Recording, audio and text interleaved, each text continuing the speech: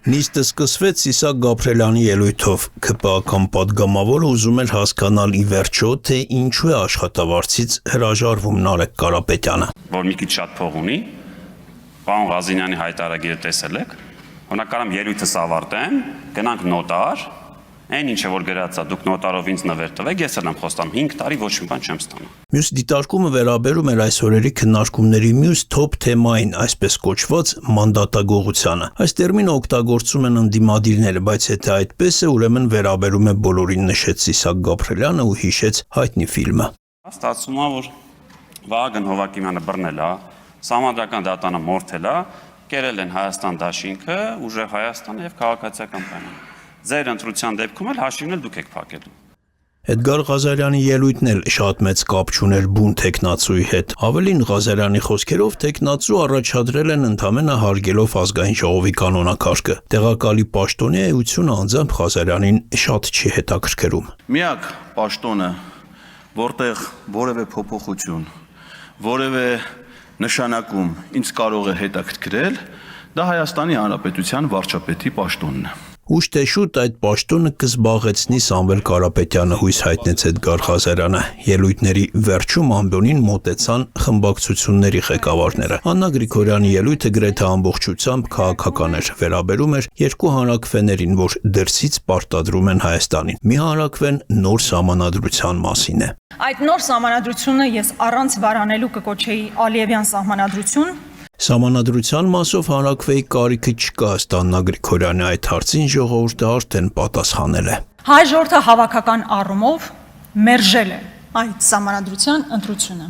չտալով քաղաքական մեծամասնությանը 2/3 մեծամասնություն։ Իսկ ԵՄ-ԵԱՏՄ մասով հանրաքվեն կլինի բովանդակազուրկ։ Գրիգորյանը հիշեցնում է վարչապետի խոսքերը այն մասին, որ պարտադրվող հանրաքվեով առաջարկվում է պատասխանել մի հարցի, որն այս պահին գոյություն չունի։ Այդ դեպքում ինչ իմաստ ուներ դեկլարատիվ այն օրենքը, որով հայտարարվում է, որ մենք սկսում ենք ԵՄ անդամակցության գործընթացը ընդունել։ Մյուս ընդդիմադիր խմբակցության ղեկավարի ելույթն էլ հիմնականում տնտեսության մասով էր։ Նարեկ Կարապետյանը բացատրում է, թե որն է իրենց եւ քաղաքացիական պայմանագրի մոտեցումների տարբերությունը։ Քաղաքացիական պայմանագիր կուսակցությունը դաշտ է սարքում, տեսնում է, որ լավ դաշտ սարքի եւ կլինեն ներդրումներ։ Մեր մոտեցումը, քանի որ պրակտիկ տեսնում ենք, որ այդպես չի աշխատում, մենք չունենք մեծ շուկա, մենք չունենք լոգիստիկ հնարավորություններ։ Դա պետական ակտիվ մասնակցությունն է ընկերությունների հիմնման մեջ, այսպես կոչված big push։ Քաղաքացիական պայմանագիր խմբակցության ղեկավարն էլ մոտեցավ ամբյոնին, նշեց, որ պարտավոր չեն ընտրել ընդդիմության ցանկացած տեխնացուի, բայց կդրսևորեն բարի կամք։ Խոսքը ուղղված էր Վարդևանյանին, իսկ ակնարկը Էդգար Ղազարյանին էր վերաբերում։ Ձեր գործընկերը որքան էլ փորձեց այս ամբյոնից փչացնել ձեր ընտրությունը, իսկապես փչացնել ձեր ընտրությունը, լավ կլիներ խորհուրդ տայք, որ իսկապես ներողություն խնդրեր սակրավորներից։ Ինձ թվում է ներողությունը ոչ թե սակրավորներից պետքա լինի, այլ բոլորից։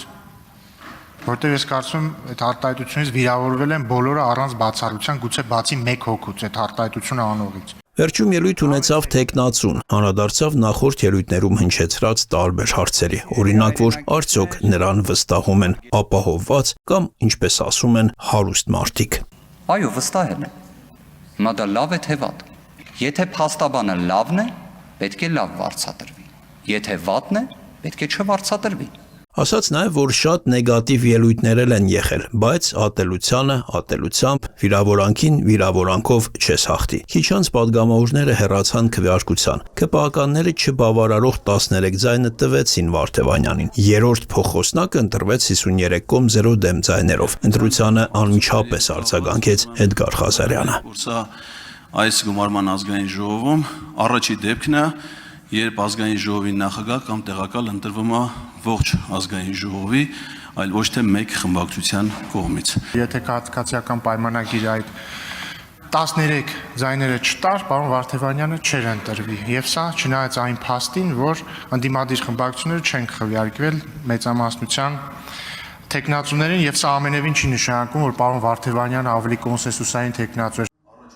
Վարդևանյանը զբաղեցրեց իր նոր տեղը, ազգային ժողովը անցավ մյուս հարցին հանձնաժողովների ձևավորմանը։ ՔՊ-ն առաջարկում է 12 հանձնաժողով։ Ուժեղ Հայաստանը դեմ է։ Նորից ամենաակտիվը Էդգար Ղազարյանն էր, ասաց 12-ը շատ է, 5-6 հանձնաժողովը նորմալ է։ Այդ դեպքում միայն աշխատավարձերի մասով 5 տարում մոտ $500,000 կտնտեսվի։ Դա մոտարապես 25 հատ արաբական ձիա ցեղա մաքուր, որով կարելի է կազմակերպել արաբական ձիերի փառատոն եւ այդ շոկին են մարդիկ ովքեր ուզում են դրա մասնակցեն չգնան հասնեն Կատարի պետություն։ Ղազարյանի հեգնանքին ՔՊԱ-ականները չպատասխանեցին, իսկ հա նրա ամեն անգամ ամբիոնին մոտենալուց հետո հնչող ողջույնի խոսքը չէր վրիպել ուշադրությունից։ Կատար մեկնելու մասին խոսելուց առաջ էլ Ղազարյանը սկսել էր նույն ոճով։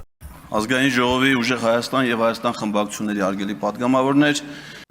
Ոչ մեր անունն է տալի, ոչ մեզ է դիմում խոսելուց։ Գալիս է ասում է հարգելի Ուժեղ Հայաստան եւ Հայաստան Դաշինքի անդամ պատգամավորներ։ Դուք դատվելու եք եւ Արամ Վարդևյանը ձեզ պետք է գալու։ Ուզում եմ ասել, պարոն Ղազարյանը ամենայն հավանականությամբ մեծ շանսեր ունի մարգարեանալու։ Հասկանում եմ հուզմունքը, բայց այնուամենայնիվ կոչ եմ անում, երբ որ ազգային ժողովի ամբիոնից եք խոսում, նախ առաջինը